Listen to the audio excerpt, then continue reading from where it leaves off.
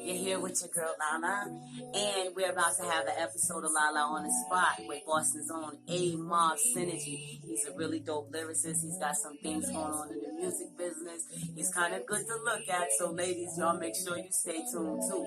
Listen, we are just popping. We're just starting to pop with OTC, so make sure you stay tuned. And the whole interview will be on YouTube, Lala on the Spot. Make sure you like and subscribe and share some, little Boston girl trying to do her thing. And you heard it here first, it's your girl Lala on the Spot, Miss Mob, and that stands for Mouth. I'm kind of technically inclined, all my life or whatever. So when it comes to this digital shit, I'm kind of savvy with it. So I want to dig back into that.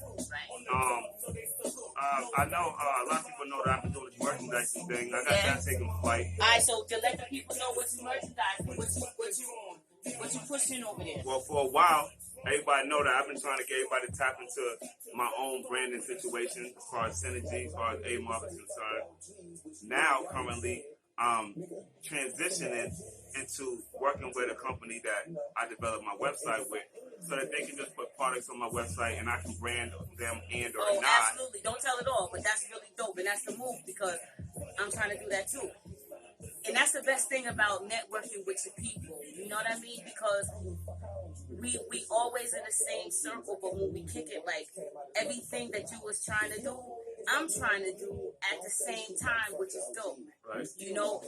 Just like with the editing and this. And I feel you want to, look, I rapped 20 years ago.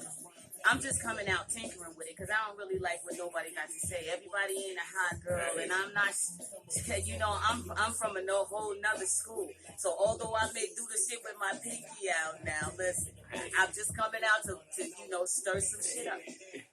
But that's what the journalism is. Because whatever it was, it started out with poetry, spoken word, and then rapping. But I was rapping by 11. A lot of people don't know that about me as well. Before I was even rapping, I was doing a lot of poetry and spoken word. Right. I was pulling up. That's what lyrical I was pulling up in my city. I was pulling up at spoken word events after dark. Shout out to my daughter Upa. She do a lot of that. Big up. Shout out to my cousin Fabian too, because Faye put me on. That's my cousin. Faye put me on. Yeah. But not a lot of people know that about me. I've been a writer my whole life. That's what we got to fall back on. Because I'm not gonna be rapping right now for real, but I will do some shit. But that's what the journalism is, because behind the writing and then my personality fit being able to speak it. So it's all for a different level. I still get to write, I still get to talk, I still get to run my mouth, I'll still jump on the mic. But this journalism thing, this social media marketing thing,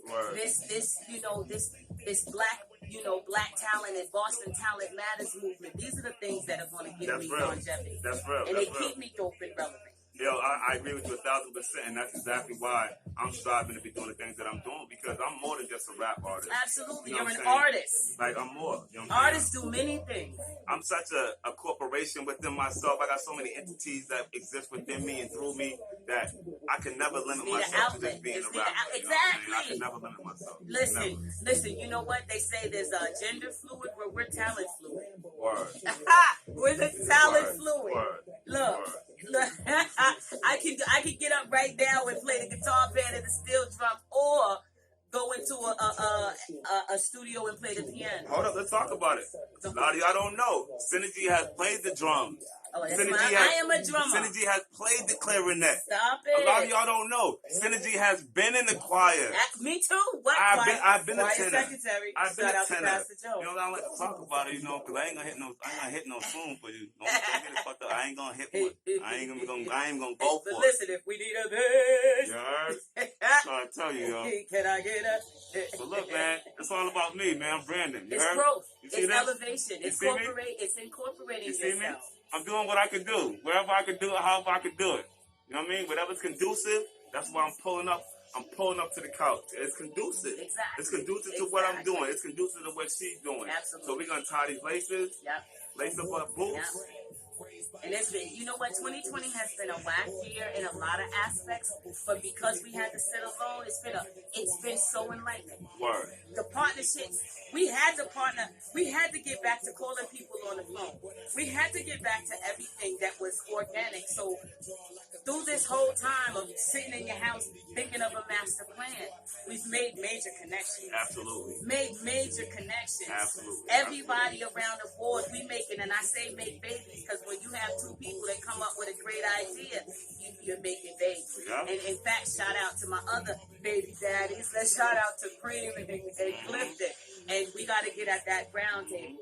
But the fact that you can do a bit of everything and you can see outside of that is the thing. When you get locked in, like the basketball players that didn't get their grades up and didn't take up and then they hurt themselves like the third game in.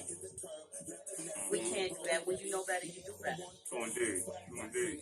And definitely it's about each one teach one. I'm telling you right now, like if I knew the things that I know now, if I knew that shit like 20, 30 years ago, but that's what maturity is about, because I couldn't be no straight with wise ass 20-year-old. I had to be a dumbass 20-year-old first. See, the thing about it is, for me, like growing up, Synagy was always around like older dudes. Like I was always around like the older crowd. Like I was always with my older aunts or my older cousins. You know what I'm saying? So I was fortunate enough to be able to pick up a lot of jewels early in age. You know what I'm saying? I'm the oldest of my mother's children, so I carried a lot of responsibility. You know what I mean? Absolutely. I can dig it.